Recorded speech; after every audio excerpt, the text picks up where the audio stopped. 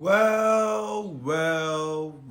Real Madrid won 5-2 after extra time. But why would Real Madrid bottle a 2-goal lead to take this match into extra 30 minutes? I'll tell you. And I'll tell you using two matches. Pep Guardiola versus Manchester United. Even though Manchester City led at halftime, the game looked balanced in the first half. And that was because United were also creating chances in the first half. But United wasn't going all out. And the defense were reluctant to press further up front. And that is because they didn't want to leave a space for a dangerous Doku who could genuinely murder you with his pace and tricks. United were also having difficulties in the midfield because they have a less experienced Kobe Mainoo competing with a far more experienced Kevin De Bruyne. But guess what? Kevin De Bruyne and Doku were both taken off. And immediately, United strengthened up their attack by bringing in Zagzi and Anthony in the attack and then Yoro in the defense. If you have a little knowledge about football and how the game works, then you can easily bet your life on United getting at least a draw in this match. And yes, they did equalize in the 88th minute from a Bruno Fernandes penalty.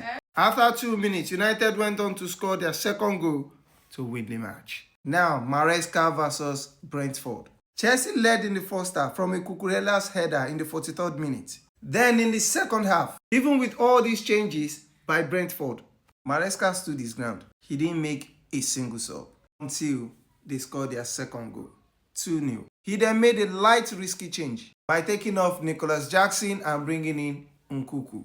And you know what? Brentford scored 7 minutes just after this change. Chelsea even went a man down after 8 minutes when Cucurella got sent off in the 98th minute. But the thing is, the match looked almost over after Chelsea scored their second goal in the 80th minute. But I'll tell you what, if this match had lasted 10 minutes more, do you think Brentford wouldn't have equalized or even subsequently win this match?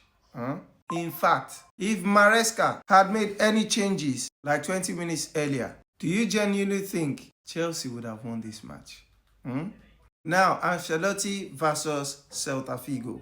You can all see Real Madrid were comfortably leading in the first half. At the end of the first half, they led 1-0. And in the second half, they scored almost immediately, 3 minutes into the second half. Celta Vigo then went ahead to make 3 changes. Ancelotti also started making changes almost immediately. Celta Vigo replied by making 2 more changes. Ancelotti again made 2 changes. 2 changes that affected the game.